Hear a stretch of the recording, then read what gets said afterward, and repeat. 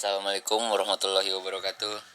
Perkenalkan, nama saya Alvin Fernando dari D3 Otomotif Sawalunto dengan NIM 2374 2009. Baik, di sini saya akan menjelaskan sedikit tugas presentasi, yaitu berjudul polusi tanah.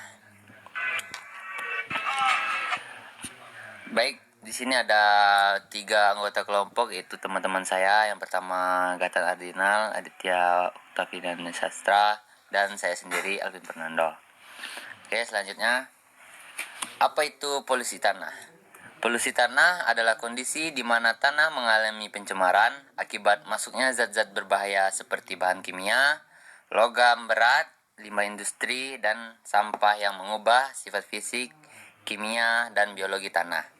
Hal ini menyebabkan penurunan kualitas tanah sehingga tidak bisa lagi mendukung kehidupan tanaman, hewan, dan manusia secara optimal.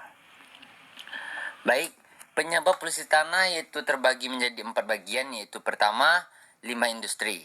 Pembangunan limbah cair dan padat dari pabrik yang mengandung bahan kimia beracun, seperti pabrik sawit yang dimana limbahnya dibuang ke sungai, yang dimana bisa menyebabkan pencemaran polusi tanah. Yang kedua, pestisida dan herbisida, di mana penggunaan bahan kimia untuk membasmi hama dan gulma yang berlebih dapat meninggalkan residu berbahaya di tanah. Yang ketiga, sampah domestik.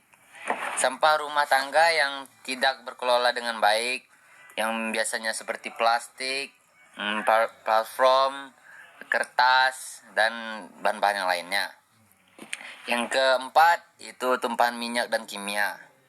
Kecelakaan atau kelalaian dalam pengelolaan bahan bakar kimia dan minyak dapat mencemari tanah secara luas.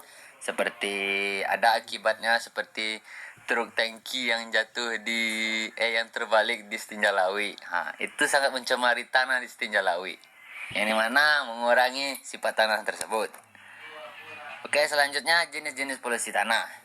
Yang pertama, logam berat, merkuri, timbal, kadium, arsenik bersifat toksik dan sulit terurai, dapat terkumulasi dalam santai makanan. Yang bahan kimia organik dan limbah plastik radioaktif, di mana limbah dari aktivitas nuklir yang sangat berbahaya dan dapat menyebabkan kerusakan genetik. Selanjutnya, dampak polusi tanah terhadap lingkungan. Kerusakan struktur tanah. Polusi mengubah struktur dan prioritas tanah sehingga mengurangi kemampuan tanah menyerap air dan udara. Penurunan kesuburan.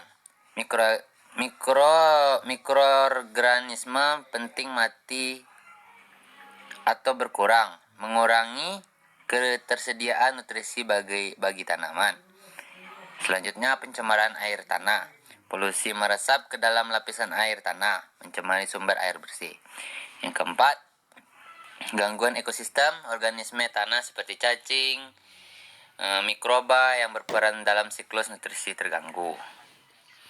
Selanjutnya, dampak polusi tanah terhadap kesehatan manusia, yaitu bisa penyakit kulit, gangguan pencernaan, keracunan logam berat, resiko kanker. Baik, selanjutnya, kawasan industri di beberapa daerah seperti Cilegon, Bekasi, limbah pabrik kimia mencemari tanah dan air. Yang kalau di pertanian, itu penggunaan pestisida berlebihan di daerah pertanian menyebabkan akumulasi bahan kimia berbahaya di tanah. Yang selanjutnya, tumpahan minyak. Insiden tumpahan minyak di pesisir menyebabkan pencemaran tanah dan ekosistem pesisir. Selanjutnya yaitu proses terjadinya polusi tanah, yaitu polutan masuk ke tanah melalui pembuangan limbah langsung, infiltrasi air hujan yang membawa bahan kimia, dan aktivitas manusia lainnya.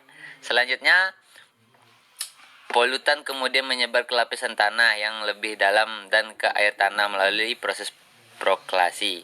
Yang selanjutnya, akumulasi polutan menyebabkan perubahan sifat kimia dan biologi tanah.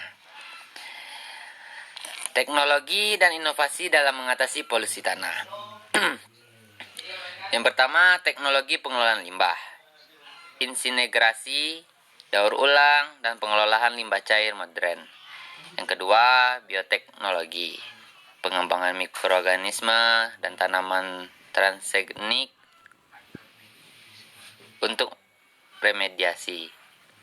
Yang selanjutnya, sensor pintar, alat deteksi polutan secara real time yang memudahkan monitoring lingkungan.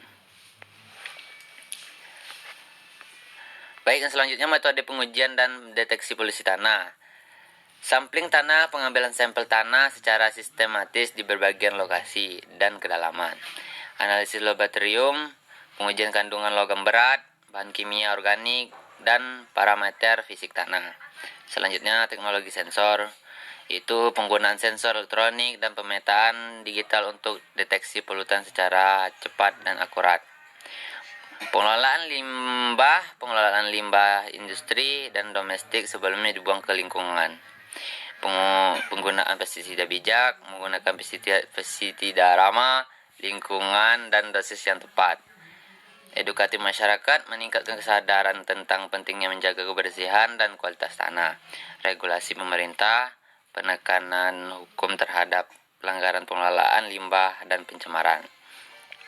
Baik, sudah tidak lama kita masuk kesimpulannya ya guys ya. Itu kesimpulannya, polusi tanah adalah masalah serius yang terdampak pada lingkungan dan kesehatan manusia. Pencegahan dan pengolahan limbah yang baik sangat penting untuk menjaga kualitas tanah. Peran aktif semua pihak, mulai dari pemerintah, industri, hingga masyarakat, sangat dibutuhkan untuk mengatasi polusi tanah.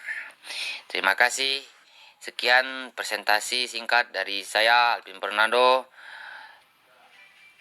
Assalamualaikum warahmatullahi wabarakatuh.